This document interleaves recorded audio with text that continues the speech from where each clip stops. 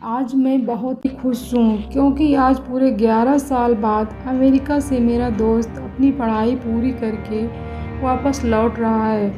उसने भौतिक शास्त्र के विषय में पीएचडी की हुई है। उसका मानना है कि दुनिया में जो कुछ भी हो रहा है उनमें कहीं न कहीं फिजिक्स छुपा हुआ है।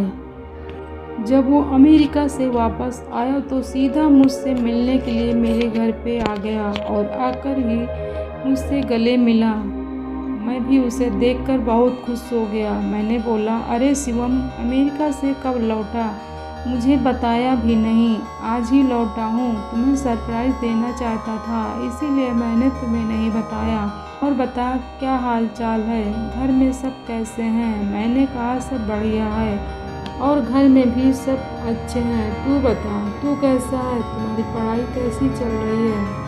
हाँ, मेरी पढ़ाई तो कंप्लीट हो गई है और अब मैं हमेशा के लिए इंडिया वापस आ गया हूँ। हम दोनों मिलके खूब मस्ती करेंगे। मैंने कहा, ठीक है, पर आज तुम्हें मेरे घर पे खाना खाने के लिए आना पड़ेगा।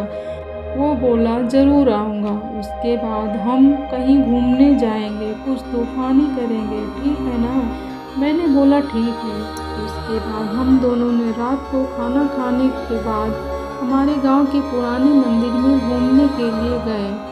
मैंने बोला, शिवम, क्या तुम्हें पता है ये मंदिर बहुत ही ज़्यादा प्रचलित है? उसने हैरान होकर बोला, ओह, तो ये है तुम्हारा तूफानी अंदाज। क्या यार, तुझे कोई अच्छी जगह नहीं मिली तो मुझे यहाँ लेके आया मंदिर में? मैंने बोला, तुम चलो तो सही, बहुत मज़ा आएगा। लोगों का मानना है कि यहाँ भूत प्रेत जैसी आत्माएं रहती हैं। क्या सच में यहाँ पे भूत है? क्या तुम भी मजाक कर रहे हो? नहीं, मैं नहीं मानता इन सबको। मैंने बोला, ठीक है, हम दोनों साथ में जाते हैं और पता लगाते हैं कि सच में भूत है या नहीं।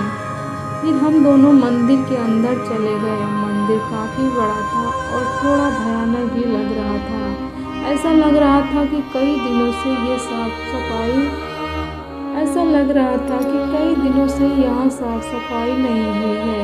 फिर हमने मंदिर के पुजारी से बात की, पंडित जी, हमने सुना है कि यहाँ आसपास कोई भूत का निवास है। क्या ये बात सही है? ये सुनकर वो पुजारी हमको घूरने लगा और बोला, चले जाओ यहाँ से, ये जगह तुम्हारे लिए सही नहीं है। मैंने बोला, क्यों पंडित जी? पंडित जी बोले, आओ मेरे साथ, मैं आपको बताता हूँ। इतना कह के वो हमें एक कमरे में ले गया और जैसे ही अंदर गए वो पुजारी बाहर से उस कमरे को लॉक कर दिया। ये देखकर मेरा दोस्त शिवम घबरा गए। वहाँ से अंदर जाके देखा तो हमारे तो होश ही उड़ गए। वहाँ उस रूम के अंदर कई सारे कंकाल पड़े हुए थे और बहुत ज़्यादा गंदी बास आ रही थी। इतने में ही पीछे से दो बड़े और भयानक दिखने वाले आदमी आए। उन्हें देखकर ऐसा लग रहा था कि यह कोई साधारण इंसान नहीं हो सकता, कि मांस और खून पीने वाले नरभक्षी लग रहे हैं। ये सब देखकर हम बहुत डर गए। हमने तो मन ही मन सोचा, हम जिंदा नहीं बचेंगे। फिर उन दोनों ने हमें कस के पकड़ा और हमें एक कोने में ले गए। फिर हम दोनों बहुत चिल्लाए, बचाओ बचाओ, लेकिन कोई बचाने के लिए नहीं आया। इतने में ही पंडित जी एक बड़ी चमत्कारिक तलवार लेकर हमारे रूम में आ गए। फिर उन तीनों ने रूम में आग लगा के मंत्रोच्चार करना शुरू कर दिया।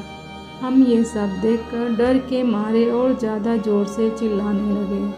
ठीक उसी समय किसी ने बाहर से हमारे रूम का दरवाज़ा खटखटाया।